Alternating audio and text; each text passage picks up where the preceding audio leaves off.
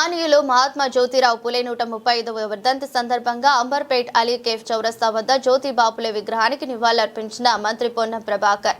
పులే వర్ధంతి సందర్భంగా విద్యార్థులకు బుక్స్ పంపిణీ చేసిన మంత్రి పొన్నం ప్రభాకర్. కార్యక్రమంలో పాల్గొన్న మేయర్ గద్వాల విజయలక్ష్మి, కాంగ్రెస్ సీనియర్ నేత వి హనుమంతరావు, రాజ్యసభ సభ్యులు అనిల్ కుమార్ యాదవ్, ఖైరతాబాద్ డీసీసీ అధ్యక్షులు మోతా రోహిత్. ఖచ్చితంగా మనం కూడా సమాజంలో ఆడపిల్లలను ఎంకరేజ్ చేయాలని చెప్పి తెలియజేస్తూ నాకు ఈ అవకాశం ఇచ్చినందుకు పెద్దలని మనస్ఫూర్తిగా ధన్యవాదాలు తెలియజేస్తున్నా. అదేవిధంగా సాయంత్రం ఇంతకుముందు హిందీలో వచ్చిన సినిమా జ్యోతిరావు పులే ఏ విధంగా ఆలోచన చేశాడు, ఏ విధంగా మహిళలు తీసుకోబడి ఏ విధంగా చదువు అవన్నీ గారు చూపిస్తున్నారు. దానికి కూడా మేము పోవాలి.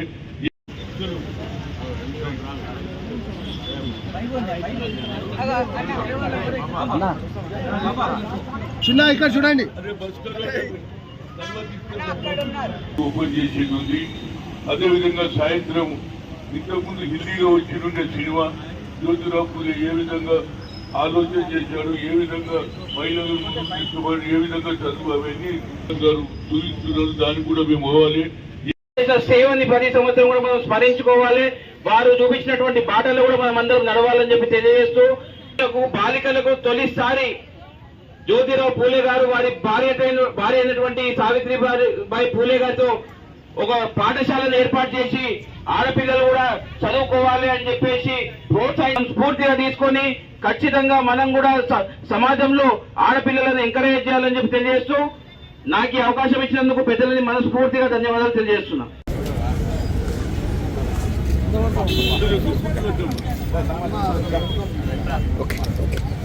30 సంవత్సరాలు ఆయన చనిపోయిన దినం. కానీ ఆయన చూపించినటువంటి బాట ఏమిటంటే 18th సెంచరీలో ఆనాడు చదువు లేదు. బర్ల కాడ గొర్రెల కాడ కూలీ నాలు చేసుకునే వాళ్ళు కూడా చదువుకోవాలని ఆలోచన చేసిన ఏకైక వ్యక్తి. ఆనాడు బ్రిటిష్ పరిపాలనలో ఆలోచన వచ్చింది. ఆ తర్వాత తనకే కాదు మహిళలు కూడా చదవాలని సావిత్రిపూలతో స్కూల్ పెట్టించి ఆయన చేసినటువంటి ఘనకార్యం ఏంటంటే చదివే భవిష్యత్తు, చదువు లేకుంటే మీరు అగ్రకులాలతో పోటీ పడరని ఆలోచన చేశారు. అందుగురించి అదే ఆలోచనను ఇవాళ ఇంప్లిమెంట్ చేయాలని రాహుల్ గాంధీ గారు కన్యాకుమారి నుంచి కశ్మీర్ చేసి జితినా హిస్సేదారి భాగీదారి అన్నాడు. We come to the power will conduct caste wise census. Caste wise census తెలంగాణలో జరిగింది. 42% ఇస్తామని కామారెడ్డిలో అనౌన్స్ చేశాం. కానీ మాకు ఏం అడ్డం వస్తుందంటే 50% సీలింగ్ పెరగొద్దు అనేది కండిషన్. దానివల్ల ఇవాళ దీనికి కావాలంటే పార్లమెంట్ లో బిల్లు పెట్టాలి. నరేంద్ర మోడీకి చిత్తశుద్ధి ఉన్నదా లేదా తెలుస్తుంది. దానికి రాహుల్ గాంధీ గారు తప్పనిసరిగా పార్లమెంట్ లో బిల్లు పెడతారు. దీనికి మన రాష్ట్రంలో ఉన్న ఎంపీలు ఎమ్మెల్యేలు అందరూ కూడా నిన్ననే బట్టి విక్రమార్క కూడా చెప్పాడు, మేమందరినీ తీసుకొస్తాం. మా ముఖ్యమంత్రి గారే వస్తున్నారు. ఢిల్లీలో కూడా ధర్నా చేసినాం, గవర్నర్ కి ఇచ్చినాము. కానీ ఆర్డినెన్స్ ఆమె కోర్టు స్టోరేజ్ లేచింది. ఎస్ అని చెప్పరు, నో అని చెప్పరు. కాబట్టి ఇది ఏదో ఢిల్లీలో తెలుసుకుంటాం. తప్పనిసరిగా అందరినీ అంటున్నా, పార్లమెంట్ 1 నుంచి 19 వరకు ఉన్నది. 5 తర్వాత నేను కూడా ఢిల్లీలో ఉంటా. చలో ఢిల్లీ అందాం, ఆడనే కూర్చుందాం, అందరు ఎంపీల దగ్గర రిక్వెస్ట్ చేద్దాం, దండం పెడదాం. మీరు గతంలో ఐఐటి ఐఐఎంలో మీరు పాస్ చేశారు. అదేవిధంగా మా రిజర్వేషన్ ఎన్ని రోజులు మొన్న అడగదొక్కుతారు. దేశ స్వాతంత్రం వచ్చి 76 ఏళ్ళు అయినా మాకు అడగదొక్కుతున్నారు. దానికి న్యాయం చేయాలని మీరు అగ్ర కులాలకు 10% మేము ఎన్నడూ ఆబ్జెక్షన్ చేయలేదు.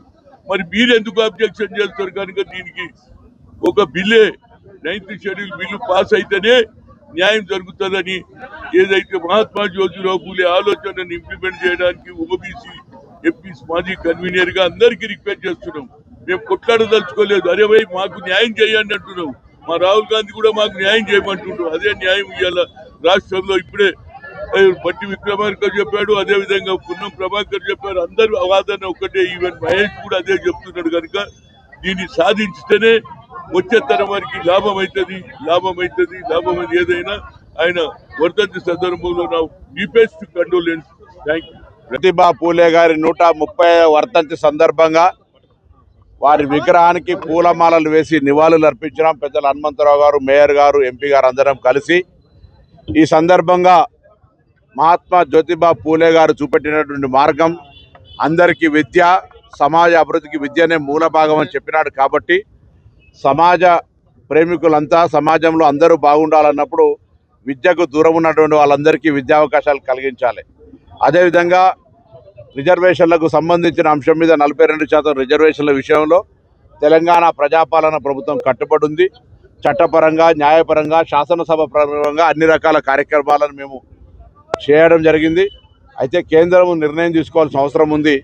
అందుకు సంబంధించి ఈరోజు తెలంగాణ బలహీన వర్గాల నాయకులందరూ కూడా సమాజ ప్రేమికులు, సామాజిక న్యాయం కోరుకునే వాళ్ళందరూ కూడా కేంద్ర ప్రభుత్వం ఒత్తిడి తేవాల్సిన అవసరం ఉంది. తెలంగాణ ప్రజాపాలన ప్రభుత్వం 42% రిజర్వేషన్లను అమలు చేయడానికి అన్ని రకాలుగా సిద్ధంగా ఉంది అనే మాటని సందర్భంగా మనవి చేస్తూ, ఇందుకు స్ఫూర్తిదాయకమైనటువంటి ఆలోచన విధానాన్ని కలిగజేసినటువంటి జ్యోతిబా పూలే గారిని మరొక్కసారి నివాళులర్పిస్తూ, వారి మార్గదర్శకత్వంలో భవిష్యత్ సమాజం నడిచినట్టయితే ఇంక్లూజివ్ గ్రోత్ అందరూ కూడా సమానంగా ఎదిగేటువంటి అవకాశం ఉంటుందని మనం భావిస్తున్నాం. ఆర్కృష్ణ ఎంపీ ఉన్నది 42% రిజర్వేషన్ కాకుండా ఓన్లీ 26% రిజర్వేషన్ వస్తున్నదని చెప్తున్నారు. ఆయన దీక్ష చేపట్టారు. వారికి కూడా తెలుసు మేము 42% అమలు చేయాలనే సందర్భం లోపల సుప్రీంకోర్టు కానీ హైకోర్టు తీర్పులు 50% దాటద్దు అనేటువంటి పరిమితి, కేంద్రము దాన్ని ఈడబ్ల్యూఎస్ రిజర్వేషన్ ఇచ్చినప్పుడు కేంద్రం బిల్లు తీసుకొచ్చింది. ఇప్పుడు కూడా అట్లా తేవాలని చెప్తా ఉన్నా. భారతీయ జనతా పార్టీ రాజ్యసభ సభ్యుడు వారికి కూడా దీని పట్ల అవగాహన ఉంది, వారంటే గౌరవం ఉంది. ఆ పని చేస్తే బెస్ట్. ఫీల్డ్ మీద కన్ఫ్యూజ్ చేసే కంటే తెలంగాణ ప్రజాపాలన ప్రభుత్వం ఏం చేయమంటే చేయడానికి సిద్ధంగా ఉంది. కాబట్టి 42% రిజర్వేషన్లకు ఆటంకమైనటువంటి కేంద్ర చట్టం లోపల మార్పు జరగాలి. కేంద్రంలో అధికారంలో ఉన్న బీజేపీ చేయాలి. కానీ బీజేపీ ఫెడరలిస్టిక్ పార్టీ, బీసీల కునగలన చేయమంటే కూడా చేయలేదు. అఫిడవిట్ ఇచ్చింది సుప్రీంకోర్టులో. కానీ రాహుల్ గాంధీ గారి నినాదం జిత్తునే ఆపజుతునే ఇచ్చేదారి అన్న తర్వాత కులగణన ఒప్పుకుంది. ఇప్పుడు కూడా 50% క్యాప్ను ఎత్తేయాలనే రాహుల్ గాంధీ నినాదం ఇప్పుడే బీజేపీ చెవులలో పడుతూ ఉంది. ఒత్తిడి అవసరం. నేను అన్ని బీసీ సంఘాలను, అన్ని రాజకీయ పార్టీలను ఈ నిర్ణయం తీసుకోవాల్సిన కేంద్రం మీద ఒత్తిడి తేవడానికి మనం చలో ఢిల్లీ ప్రయాణం జరగాలి. ఒత్తిడి అక్కడ జరగాలి. మేము రాష్ట్ర ప్రభుత్వం నుంచి సంసిద్ధంగా ఉన్నాం. మా ప్రభుత్వంలో ఎవరైనా ఎక్కడ కూడా దీనికి వ్యతిరేకత లేదు. ఉంటే దాన్ని మా పార్టీ తరఫున మేము దాన్ని సంభాళించుకుంటాం. కానీ ఈ నిర్ణయం జరగాల్సిన వేదిక కేంద్ర ప్రభుత్వం అనే మాట మరవద్దని కోరుతా ఉన్నా.